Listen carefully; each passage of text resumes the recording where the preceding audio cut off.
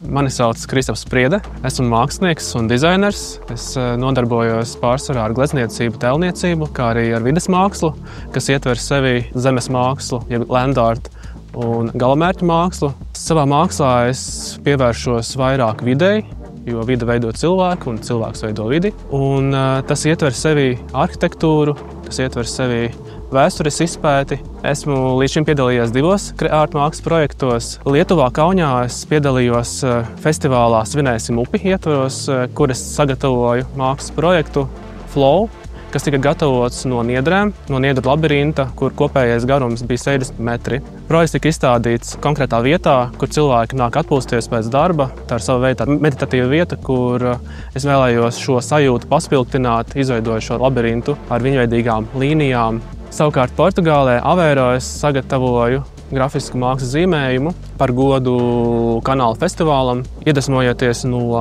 jūgenstila, ar ko ir raksturīgs Aveiro ciemats, un Moliceiro laivām, ar kurām agrāk zvejoja jūras augus, kur arī parādās šajā zīmējumā, kā arī pats sāls, kurš joprojām tiek iegūts pilsētā. Šajos projektos var iegūt lielisku pieredzi tādā veidā, ka tu satiecies ar jauniem māksliniekiem, ar starptautiskiem māksliniekiem, un tu veido projektus sadarbībā ar starptautiskiem kuratoriem. Un, protams, šī kultūras apmaiņa un pieredze, un, protams, arī pavadīties laiks un arī iepazīšanās ar jaunu vidi un cilvēkiem, tas tikai bagātina tevi kā mākslinieku. Tāpēc es iesaku jebkuram Liepājas māksliniekam, kam nav bailes no izaicinājuma, piedalīties šajā projektā un braukt.